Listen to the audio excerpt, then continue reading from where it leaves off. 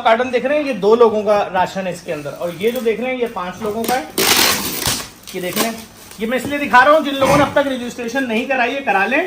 ये देखें भाई, इसके अंदर ये सुपर कर्नल बासमती चावल है 5 किलो। इसके अंदर 1 2 3 लीटर तेल है। इसके अंदर ये चीनी है। इसके अंदर ये सनराइज का आटा है 5 किलो की, ये 2 पैकेट है, देख लें ये 2 पैकेट है, ठीक है।